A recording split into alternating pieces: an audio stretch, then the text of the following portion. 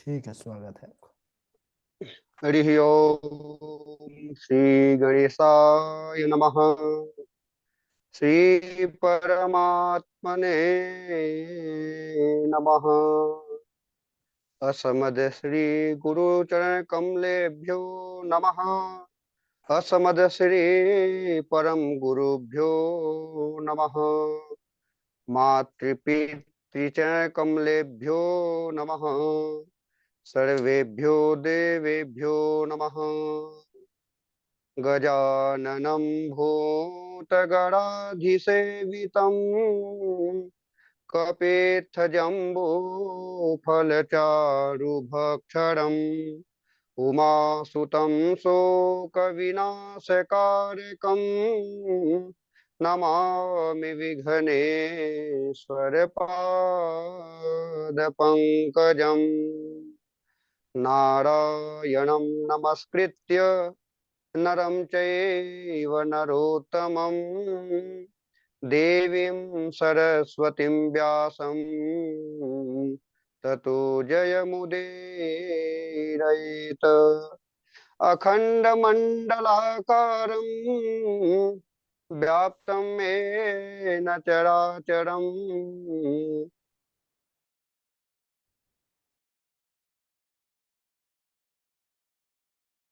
तदपदं वे नमः। शिव समान दाता नहीं, विपद विदारनहार। लज्जा मेरी राखियो, शिव बैलन के असवार। सेवा पूजा बंदगी सकल आपके हाथ। मैं तो कछु जाने व नहीं, सब जानत है नाथ। परम पिता परमेश्वर की असीम कृपा से हम और आप सभी भगवत वृंद जूम ऐप के माध्यम से जुड़ करके और श्री गुरु जी के चरणों में बैठकर हम शिव कथा का जो कथानक शिव महापुराण की कथा है उसको सीखना और श्रवण करना, यह दोनों लाभ हम और आप सभी को एक साथ मिल रहा है।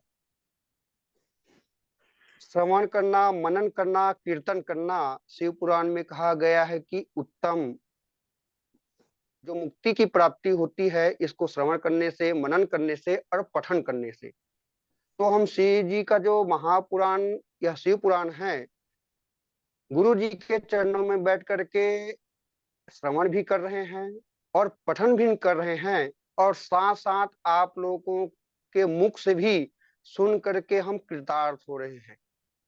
तो यह एक ऐसा माध्यम है जिससे जुड़ करके हमको एक नहीं वरन कई लाभ प्राप्त हो रहा है।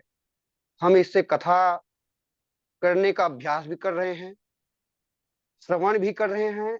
और जब हम श्रवण कर रहे हैं और अभ्यास कर रहे हैं तो इसको हमें लिखना होता है, इस श्लोक को याद करना होता है, तो साथ साथ मनन भी हो जाता है। तो गुरु जी जैसा बताए हैं कि शिव पुराण के श्रवण करने से, मनन करने से, पठन करने से शिव पद की प्राप्ति होती है। तो ये तो हमारा और आप सबका सौभाग्य है कि इस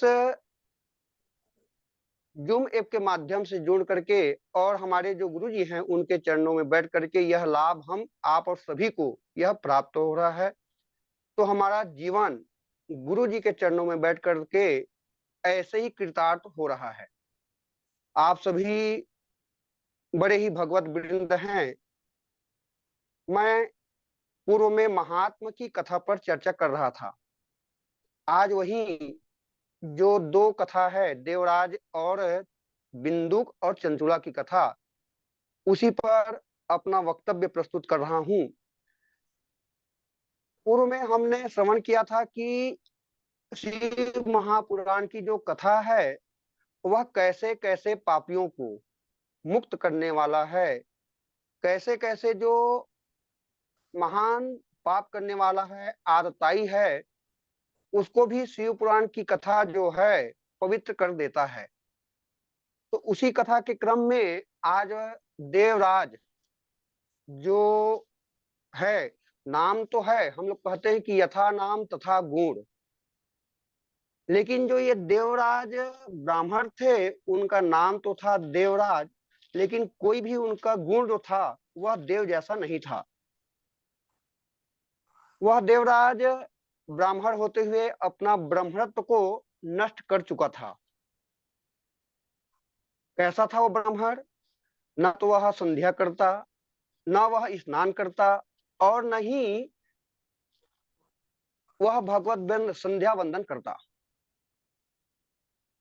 तो उसी की कथा पर हम आज चर्चा कर रहे हैं।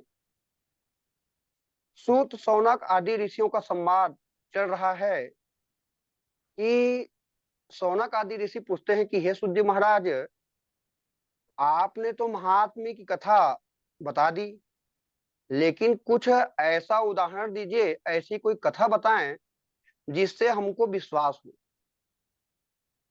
भाई हम जिसके बारे में सुन तो रहे हैं, लेकिन उसके बारे में कुछ कथा तो होगी, जो यह कथा श्रवण करके या फिर सुन करके मुक्ति को प्राप्त किया हो, अपने पाप को धोया हो। ऐसी कोई व्यक्ति है, कोई कथा है क्या? तब सूत जी महाराज जी कहते हैं हाँ है, सुनो। कि रात नगर में एक दुर्बल, दुराचारी और दरिद्री ब्राह्मण रहता था। नाम तो था देवराज, लेकिन देव आराधना से वह हरदम दूर रहता था। उसको देव पूजन, मंदिर जाना, यह उसको सब अच्छा नहीं लगता था। ब्राह्मण का कर्म है संध्या वंदन करना, गायत्री जाप करना, लेकिन उससे यह कोसों दूर रहता था। देवताओं के नाम से ही उसको चिढ़ होती थी, तो पूजन पाठ क्या करता? धर्म की परिभाषा क्या है, अधर्म क्या है, धर्म क्या है, उसको वह नहीं जानता था। उसने अधर्म पूर्वक बहुत सा धन एकत्र तो कर लिया, लेकिन धन का जो उपयोग है, सदुपयोग है, वह नहीं किया। चोरी करता, छीन करता, डाका डालता और अनाचार में ही डूबा रहता था। एक बार वह जंगल में घूम रहा था, और जंगल में घूमते घूमते उसकी नजर जो है किसी गड़िका पर पड़ी। वह उस गड़िका को देख करके उसको पाने की इच्छा से उसके समीप गया और उससे बातें करने लगा। वह गड़िका भी एक अत्यंत धनवान ब्राह्मण को देख करके एक दूसरे पर मोहित हो गए और एक साथ रहने लगे। देवराज जो ब्राह्मण थे, उनके घर में माता, पिता, पत्नी सब लोग रहते थे। जब उन्होंने यह जाना कि देवराज का जो व्यवहार है, आदत है, उसमें परिवर्तन हो रहा है, तो उन सभी ने उनको क्रमशः बार बार रोकने का प्रयास किया, परंतु देवराज उनकी एक ना मानी। और बल्कि एक बार उसने क्या कर डाला, जब वह गरिका के साथ ही उठना, खाना, पीना, रहना, उसके साथ अपना दिन व्यतीत करने लगा, तो उनका घर में जो है बार बार रोकना टोकना उनको पसंद नहीं आया। अब जब उसको यह कार्य पसंद नहीं आया कि हमको रोका टोका जा रहा है, तो वह सोच करके एक दिन जो काम नहीं करना था, उस कर्म को वह कर डाला, उसको अंजाम दे दिया। क्या किया? प्रसूतान्यवधि दुष्टो धनम तेषां तथा हरत। प्रसुप्तान न्यवधि दुष्टो, वह दुष्ट क्या किया? सोते हुए, रात में जब माता पिता, पत्नी आदि सभी सोए हुए थे, तो वह सोते हुए उन माता पिता का वध कर डाला, और जो उनकी संपत्ति थी, धन थी, वह लेकर के उस गणिका के पास चला गया और गणिका को वह सब धन दे दिया। जो माता पिता स्वर्ग से भी बढ़कर हैं, तभी तो कहा गया है जननी जन्मभूमिश्च स्वर्गादपि गरीयसी। जो स्वर्ग से भी बढ़कर माता पिता हैं, उनको वह देवराज मार करके उस गड़िका के पास रहने लगा। वह पापी दैव योग से किसी काम से प्रतिष्ठानपुर, जो आज हम प्रयागराज इलाहाबाद नाम से जानते हैं, झूसी नगर, वहां वह आया कुछ कार्यवश। कुछ समय तक तो वहां पर रह करके अपना कार्य किया, लेकिन वहां पर उसका जो स्वास्थ्य है वह कुछ खराब हो गया। आगे जाकर के वह एक मंदिर पर जाकर के, जो मंदिर के समीप वृक्ष था, वहां पर रुका। वह पापी कभी तो ना तो मंदिर गया और न ही कोई प्रकार की कथा सुना था, लेकिन मजबूरीवश उसको वहां पर उस शिव मंदिर में भीड़ बहुत थी, तो वह देखा कि यह क्या हो रहा है करके, सुन करके, यह देख करके वह मंदिर के समीप ही एक वृक्ष पर जाकर के बैठ गया। वहीं पर उसका जो स्वास्थ्य है वह खराब हो गई। उस शिव मंदिर में शिव महापुराण का आयोजन हो रहा था। अब वह पापी देवराज तो कभी शिव कथा, भगवत कथा, कीर्तन, भजन आदि से तो दूर था, लेकिन मजबूरवश जब वहां शिव मंदिर में शिव कथा चल रही थी, ब्राह्मणगण शिव कथा सुन रहे थे, तो वह देवराज भी के कानों तक वह कथा पहुंची और उस कथा को अनजानवश उसके कानों में पहुंचा। जैसे हम आग को जान करके छुए या बिना जान करके छुए, उस जो अग्नि है वह कार्य तो करेगी ही। उसी प्रकार यह शिव महापुराण की कथा है, भगवान की कथा है। जो हम जान करके सुने या अनजान में सुने, हमको उसका फल अवश्य ही प्राप्त होगा। तो वह देवराज जो ब्राह्मण था, उसकी कानों में भगवान शिव महापुराण की कथा सुनाई दे रहा था। कथा जो है चलती रही, तब तक जो देवराज है उसका स्वास्थ्य ठीक नहीं हुआ और वहीं वह पड़ा रहा। महापुराण जो शिव कथा की महापुराण है वह पूर्णाहुति की ओर था। देवराज पूरा जो कथा है शिव महापुराण की वह सुना और वहीं पर पड़ा पड़ा वह कुछ समय पर्यंत उसका जीव जो प्राण है वह शरीर से निकल गया। अब देवराज को जो दूत हैं वह लेने आए, यमराज के दूत। यमराज के दूत जब देवराज को लेने जाने हुए, तभी शिव जी के पार्षद भी वहां आ गए, जो शिव के समान ही थे। आपस में देवराज को ले जाने वाले जो यमराज के दूत थे और बाबा भोलेनाथ के जो पार्षद थे, वे आपस में बातचीत करने लगे, वार्तालाप करने लगे और कहने लगे कि यह तो पापी है, इसको आप नहीं ले जा सकते। तो शिव गणों ने कहा कि नहीं, यह जान करके सुने या अनजान में सुने, इसने तो श्री शिव महापुराण जी की जो कथा है उसको यह श्रवण किया, इसलिए यह शिवलोक की प्राप्त करने का अधिकारी है। देवराज भी यह देख रहा था कि यमराज के दो दूत हैं वे और जो शिवगण हैं वे आपस में बातें कर रहे हैं। अब देवराज को लेकर के जो शिवगण हैं वे शिवलोक को चले गए, जहां पर हमारे शंभु भोलेनाथ, शिव और पार्वती साथ में बैठे हुए थे, उनके गण भी थे। तो जो दूत हैं शिवदूत, शिवलोक को जाते हैं देवराज को लेकर के और शिव जी के सामने उसको अर्पित कर देते हैं। भगवान शिव जी की कथा जो है, देवराज जैसे पापी जो कथा को सुनने के बाद शिवलोक को प्राप्त कर सकता है, तो जो हम और आप इस मनुष्य जीवन को पा करके श्री कथा श्रवण करेंगे तो उसकी कहना ही क्या बात है। यह जीवन हमको बड़े ही दुर्लभ से मिला है। कीट पतंग वृक्ष आदि योनि के जो हैं उनको ये शिव कथा प्राप्त नहीं होती।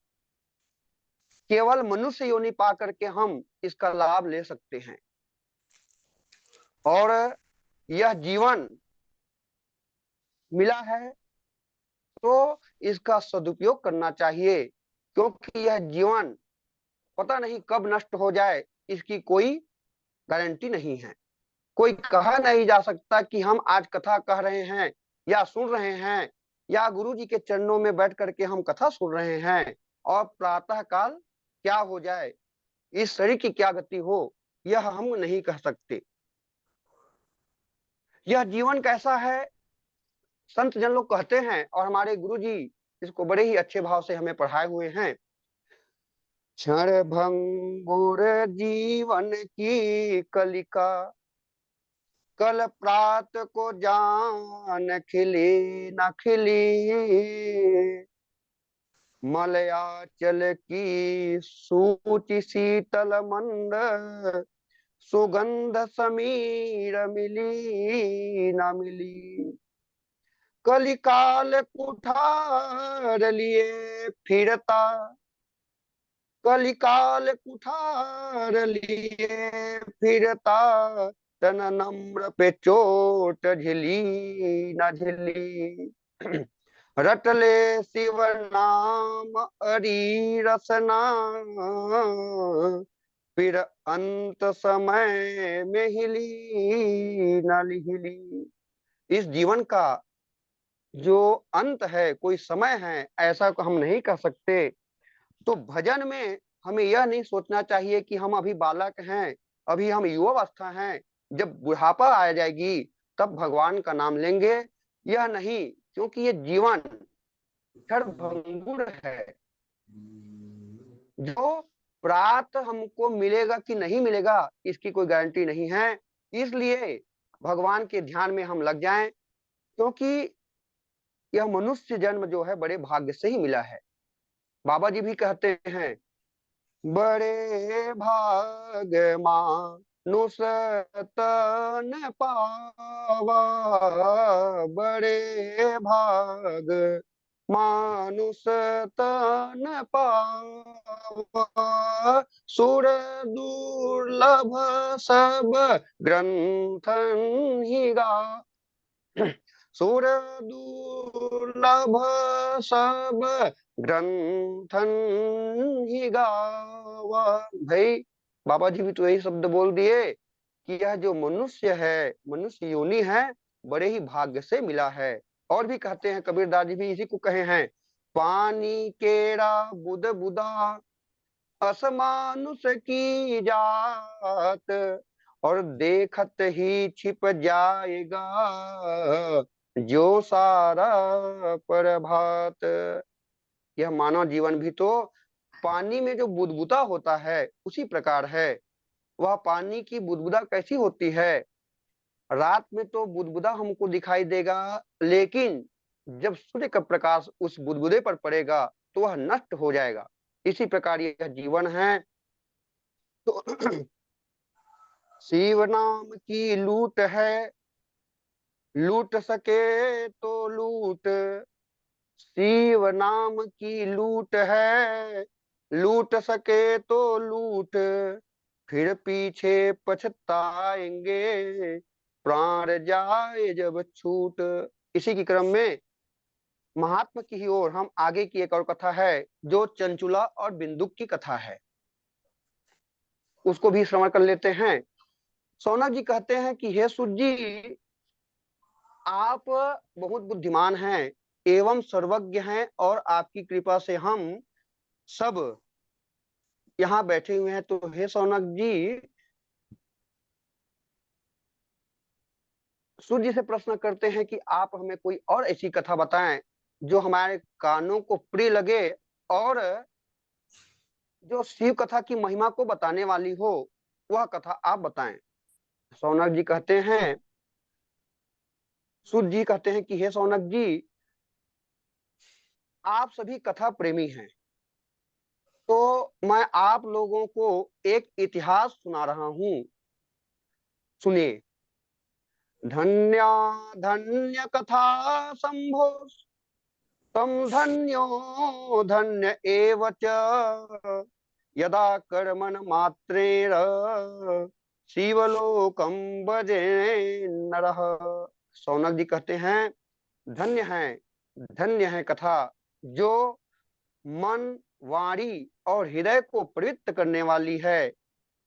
आप हमें ऐसी कथा सुना रहे हैं जो सदा शिव की लोक को प्राप्त कराता है।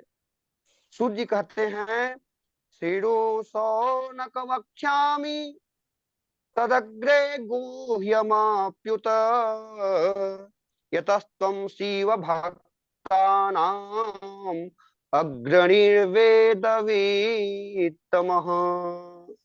सूर्य जी कहते हैं, सौनक जी, आप तो परम शिव भक्त हैं, वेद ज्ञाता हैं, और आपके सामने मैं जो गोपनीय कथा है उसका वर्णन कर रहा हूं, आप लोग सावधान होकर सुने। समुद्र के तट पर वास्कल नामक एक ग्राम था, और उस ग्राम में वैदिक धर्म का पालन करने अपना मन माना आचरण करते थे। वे कभी धर्म का आचरण नहीं करते थे। अपनी अपनी जो वहां रहने वाले हैं सभी व्यक्ति, सभी मनुष्य अपने मन के अनुसार काम करते थे। वहां पर सब पापी जन ही निवास करते थे, कोई धर्मात्मा नहीं, कोई धर्म कार्य करने वाले नहीं थे, केवल पापी जन ही निवास करते थे। वे सब के सब बड़े दुष्ट, लंपट, पापी और कामी थे। खल, कपटी, ज्ञान, वैराग्य से दूर, न तो वे धर्म को जानते थे। उनकी सब स्त्रियां भी उसी प्रकार की थी, जो स्वेच्छाचारिणी थी, कुटिल एवं पाप परायणा थी। इस प्रकार उस वास्कल ग्राम में पापी जन ही निवास करते थे। उस दुर्जनों से पूर्ण उस ग्राम में एक बिंदुक नामक ब्राह्मण भी रहता था। वह जन्म से तो ब्राह्मण था, जिस प्रकार हम पिछले अभी सुने कि देवराज जन्म से ब्राह्मण था लेकिन कर्म से नहीं, उसी प्रकार यह बिंदुक भी था।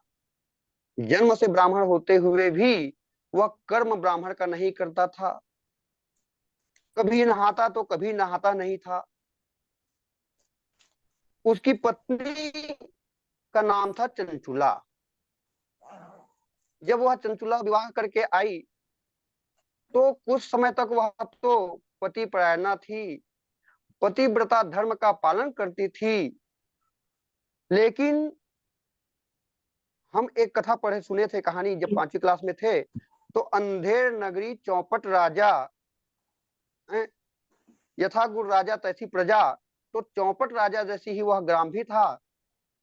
तो चंचुला भी उस ग्राम में आकर के कुछ दिन तक तो अच्छे से रही, धर्म परायणा रही, लेकिन उस गांव का प्रभाव, वहां रहने वाले जो मनुष्य था उनका प्रभाव, जैसी संगत वैसी रंगत, तो वहां संगति के कारण वह भी उसी रंग में रंग गई, और वह भी अनाचार, दुराचार जो स्त्रियां थी उनके संग में पड़ गई, और उसी प्रकार वह भी व्यवहार करने लगी, धर्म से च्युत हो गई।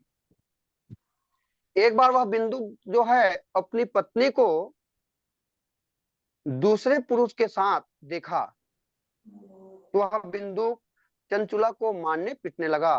तो वह चंचुला कहती है कि आप अपने कर्म को नहीं देखते, आप पर स्त्रीगामी हैं, दूसरे स्त्री के साथ आप रहते हैं, आप अपने आप को नहीं देखते, और जब मैं उस कार्य में संलग्न हूं तो आप मुझे मार रहे हैं, पीट रहे हो। किस अधिकार से यह कार्य आप कर रहे हो? मुझ पत्नी को छोड़ करके स्वेच्छाचारिणी जो स्त्री है उसके साथ आप विचरण करते रहते हो, तो मुझे कैसी पीड़ा होती है, यह मैं कैसे आपको जो है बताऊं, तो वह बिंदु कहता है कि अरे चंचुला, मैंने तुझे इसलिए थोड़ी ना मारा है कि तू पर पुरुष के साथ संगत मत कर। अरे मैं भी तो ये चाहता हूं कि तू संगत कर, लेकिन उनसे कुछ धन की भी तो प्राप्ति हो, जिससे हम दोनों का जो कार्य है वह चल सके। हमारा भी जो धन की स्थिति है वो हमको धन मिल जाए, कुछ धन भी लो जिससे हमारी स्वार्थ भी उससे सिद्ध हो। यह सुनकर चंचुला भी खुश हो गई और इन दोनों का उसी प्रकार से जीवन निर्वाह चलता रहा। चंचुला भी पर पुरुषगामी हो गया, इधर देवराज तो था ही, और दोनों स्वतंत्र हो गए और पर पुरुष पर स्त्रीगामी एक दूसरे हो गए। मिलकर बहुत समय तक कुकर्म में पड़ करके इस प्रकार कार्य वे लोग करने लगे। पाप कर्म करते करते बिंदु का अंत समय निकट आ गया और वह मृत्यु को प्राप्त हो गया। अब इधर चंचुला जो है बिना पति के अकेली ही रह गई, लेकिन पति के जाने के बाद भी वह उसी कर्म में लगी रही और अनेक समय तक इस प्रकार कार्य करते करते समय बीतता गया। कुछ काल बाद, कुछ समय बाद, जो उस गांव में रहने वाले उनके परिवारजन थे, भाई बंधु थे, वह तीर्थ क्षेत्र जाने को तैयार हुए। कुछ पर्व आया तो वह तीर्थ क्षेत्र जाने के लिए तैयार हुए। तो उन लोगों के साथ में वह चंचुला भी जाती है गोकर्ण क्षेत्र में। तो कुछ लोग होते हैं कि धर्म कमाने, पुण्य कमाने के लिए तीर्थों में जाते हैं, कुछ लोग घूमने जाते हैं। तो यह चंचुला भी का मन तो नहीं था कि हम तीर्थ क्षेत्र जाएं, गोकर्ण क्षेत्र में जाएं। तो वह सोची कि चलो घूम ही आए, और वह घूमने के नाम से वहां चली जाती है। वहां पर गोकर्ण क्षेत्र में सभी लोग स्नान करते हैं। चंचुला भी उस पुण्य क्षेत्र की जो नदी थी उसमें स्नान करके वह घूमने निकलती है। घूमते घूमते घूमते घूमते वह एक शिव जी का जो मंदिर था, देवालय था, वहां पर पहुंचती है। वहां जाकर के वह देखती है कि यहाँ पर बड़े बड़े संत ऋषि मुनि और बहुत भीड़ है। तो वह जानने के लिए वहां पहुंचती है कि यहाँ क्या हो रहा है। तो वहां पर जो हम अभी श्रवण कर रहे हैं, श्री शिव महापुराण की कथा ब्राह्मण देवता कह रहे थे। चंचुला कुछ देर बैठ करके वहां शिव महापुराण की कथा को सुनती है। तो जो शिव महापुराण के कथावाचक थे, ब्राह्मण जी थे, वह शिव महापुराण के अंतर्गत महात्मा का ही कथा श्रवण करा रहे थे। और उस कथा में कर्म, अकर्म, धर्म, अधर्म, ज्ञान की बातें जो है ब्राह्मण बता रहे थे कि किस किस कार्य करने से किस गति की प्राप्ति होती है। तो चंचुला को अपने पूर्व कार्य किए हुए जो कर्म हैं उसको ज्ञात कर करके वह पश्चाताप करने लगती है और मन में सोचने लगती है कि जो ब्राह्मण देवता बता रहे हैं वही कर्म तो मैंने भी किया है। पर स्त्री जो पर पुरुष है उसका मैंने साथ किया, जो कुकर्म रूप से धन कमाया उससे मैंने अपना जीवन निर्वाह किया। तो जो गति हमारे यहाँ शिव महापुराण में गुरु जी महाराज जी बता रहे हैं उस गति को मैं भी प्राप्ति होंगी। यह सोच सोच करके वह पश्चाताप करने लगी और उसके आंखों से जो है अश्रु की धारा प्रवाहित होने लगी। इधर शिव महापुराण की जो कथा है पूर्ण हुई। सभी श्रोतागण अपने अपने घर प्रसादी लेकर के जाने लगे। वह चंचुला वहां बैठी रही और जब सभी लोग चले गए तो वह चंचुला, जो कथावाचक थे ब्राह्मण जी, उनके चरणों में गिर गई और प्रणाम करके उस ब्राह्मण देवता से कहती है, हे ब्राह्मण देव, जो आप कथा बता रहे थे उसको सुन करके मैं अपने पूर्व जो कर्म की हूं उसको सोच करके मैं बड़ी व्याघ्र हो गई हूं। मेरा जो मन है वह व्यग्रित हो गया है। और हे ब्राह्मण देव, आप ही मेरे को मुक्ति का उपाय बताएं, क्योंकि मैंने ऐसे ऐसे अनेकों कार्य किए हैं जिससे मैं नरक को जाऊंगी, और यही सोच करके मैं आपके चरणों में आई हूं। हे महाराज, आप ही मेरे गुरु हैं, आप ही मेरे माता पिता हैं, आप ही बंधु बांधव हैं। त्वमेव मे गुरुर्ब्रह्मा, त्वं माता त्वं पितासि च, उद्धरोद्धर मां दीनां, त्वामेव शरणं गताम्।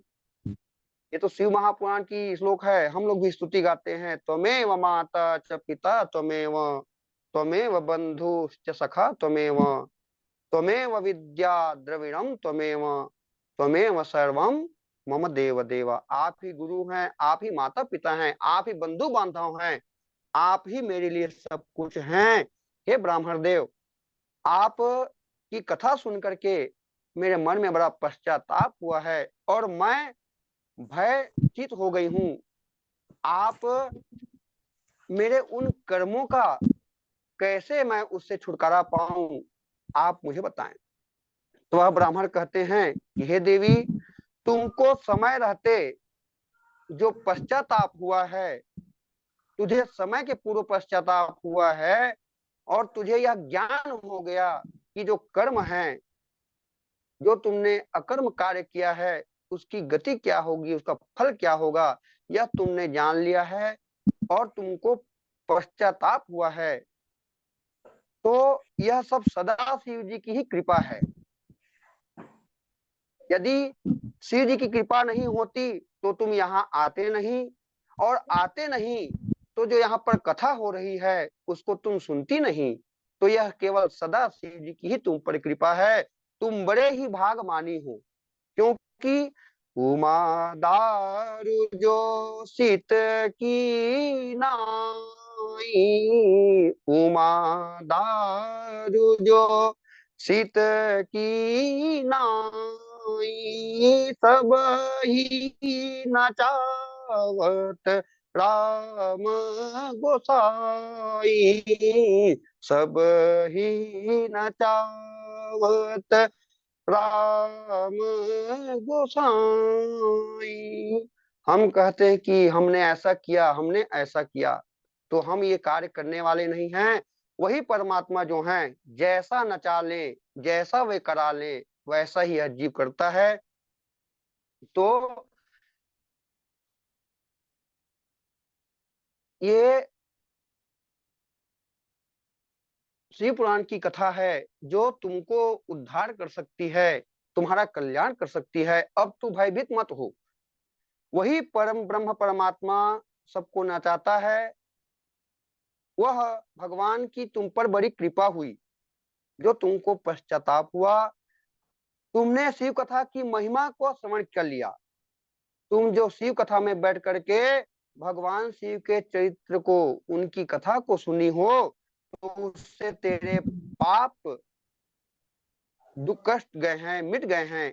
शिव कथा के श्रवण से तुम्हारी मति जो है शुद्ध हुई है, और विषयों से तुमको वैराग्य हुआ है। तो मैं तुमको वही शिव पुराण की जो कथा है उसको सुनाता हूँ, और सुन करके तुम्हारी जो है, तुमको ज्ञान वैराग्य की प्राप्ति होगी। और वह ब्राह्मण जो हैं, उस चंचुला को, जो सप्त संहिता शिव महापुराण की कथा है, महात्मा से लेकर के सातों संहिता की सही जो कथा है, उसको विधि पूर्वक वह चंचुला ने सुनी। और चंचुला कथा जब पूर्ण हुआ तो शिवलोक से शिवगढ़ जो हैं उनको लेने के लिए विमान पर बैठ करके आते हैं, और उस चंचुला को विमान पर बैठा करके शिवलोक को ले जाते हैं। शिवलोक में जा करके वह चंचुला शिव और पार्वती को प्रणाम करती है, और पार्वती मैया जो है उसको अपनी सखी बना लेती है। और वहीं शिवलोक में चंचुला जो है बड़े ही भाव से महादेव जी का, शिव जी का नाम जप करते करते, रुद्राक्ष धारण करके, शरीरों में भस्म लगाए हुए जो है वहां पर नित्य निवास करने लगी। एक दिन उसको अपने पति बिंदुक का याद आ जाता है, तो वह माता पार्वती के चरणों में जाकर के प्रणाम करती है और उनसे प्रश्न करती है कि हे माँ पार्वती, हे देवी, आप मुझ पर एक कृपा करें। तब पार्वती जी कहती हैं कि बताए चंचुला, तुम्हारे लिए मैं क्या कर सकती हूँ। तब चंचुला कहती है कि बस माता, मेरा एक ही मनोकामना है, आप यह बता दें कि मेरे जो पति थे बिंदुक, वह अभी कहाँ है। तो पार्वती मैया जो है बिंदुक के बारे में चंचुला को बताती हैं और कहती हैं कि वह विंध्याचल पर्वत पर पिशाच बना हुआ है। अपने कर्म के कारण जो है कई वर्षों तक, कई कल्पों तक वह नरक में पड़ा रहा और वहां से निकल करके विंध्याचल पर्वत पर वह पिशाच की योनि को प्राप्त हुआ है। तब तो चंचुला कहने लगी कि हे माँ, मेरे पति का भी उद्धार करिए जिस प्रकार आपने मेरा उद्धार किया है। तब मैया पार्वती चंचुला पर कृपा करके तुम्बरु गंधर्व को बुलाती हैं और तुम्बरु गंधर्व के साथ चंचुला को उस विंध्याचल पर्वत पर भेजती हैं। वहां तुम्बरु जो है जा करके उस पिशाच से कहते हैं कि हे पिशाच, चलो शिव महापुराण की कथा का श्रवण करो, जिससे तुम्हारी उद्धार होगी, तुम पिशाच योनि से मुक्ति को पा जाओगे। लेकिन पिशाच लोग कथा श्रवण नहीं करते, जो दुष्ट होते हैं, पापी होते हैं, वह कथा से दूर भागते हैं। तो वह पिशाच भी जो है शिव महापुराण की कथा को नहीं सुनूंगा करके भागने लगा। तो तुम्बरु भी तो पहलवान था, शिव भक्त था, तो वह उस पिशाच को बांध करके पासों से बांध लिए और मजबूर वश उसको श्री शिव महापुराण की जो कथा है उसको श्रवण कराए। बंधा हुआ व्यक्ति जो है, जो पिशाच है, वह शिव महापुराण की कथा को श्रवण किया और शिव महापुराण की कथा के श्रवण से वह पिशाच जो है उस पिशाच योनि से मुक्त हो गया और तुम्बरु और चंचुला के साथ वह शिव धाम को चला गया और वहां पर जाकर के शिव पार्वती सहित वहां पर जितने उनके गण थे पार्षद से सबको प्रणाम करके वह भी जो बिंदुक है मुक्ति को पाता है। वहां पर जो गौर वर्ण की भगवान भोले बाबा हैं, कर्पूर गौरम करुणावतारम संसार सारम भुजगेंद्र हारम, जो कर्पूर के समान हैं, गौर वर्ण वाले हैं और संसार सारम, जो संसार को तारने वाले हैं, संसार का पालन करने वाले हैं, सृजन करने वाले हैं, भोले बाबा वहां बैठे थे और उस उसको देख करके भोले बाबा स्वयं वहां से उठ जाते हैं और उनको आदर सत्कार के साथ अपने लोग को उसको निवास प्रदान करते हैं। प्रेम सुलेसी शंकर भगवान की जय, उमापति महादेव की जय। तो जब बिंदुक जैसा पापी श्री शिव महापुराण की कथा को सुन करके, जो चंचुला है स्त्री जाति होकर के शिव महापुराण की कथा को सुन करके, और जो देवराज है, ऐसे ऐसे पापी जो हैं श्री शिव महापुराण की कथा को सुन करके शिव लोक को जब प्राप्त कर सकते हैं, तो हम जो मनुष्य हैं, मनुष्य उन्हीं को प्राप्त हुए हैं। यदि बैठ करके श्रद्धा पूर्वक श्री शिव महापुराण की कथा को श्रवण करें, मनन करें, कीर्तन करें, तो हमें भी सदगति क्यों नहीं मिल सकती। तो हम और आप सभी इसी प्रकार सदैव भगवान श्री शिव जी के चरणों में बैठ करके अपनी जो मन है, वाणी है और अपनी भक्ति है, सदैव उनके चरणों में लगाए रहें। जय श्री राधे, जय श्री कृष्ण। प्रेम से बोले श्री शंकर भगवान की जय, उमापति महादेव की जय। गुरु जी प्रणाम, राधे राधे। बहुत बढ़िया, बहुत बढ़िया। अभी हमारे पंडित राजेश शर्मा जी बड़ा ही सुंदर अद्भुत वक्तव्य किए शिव महापुराण का। ठाकुर जी की कृपा बनी रहे, सदा शिव हमेशा प्रसन्न रखें और ऐसे ही आप बढ़िया से बढ़िया चरित्र सुनाते रहे। बहुत अच्छा, सभी बहुत प्रसन्न है। और इतनी बढ़िया कथा थी कि समय का भी पता नहीं चला। 10-15 हो गए हैं। ठीक है, बहुत अच्छा। जी गुरु जी प्रणाम।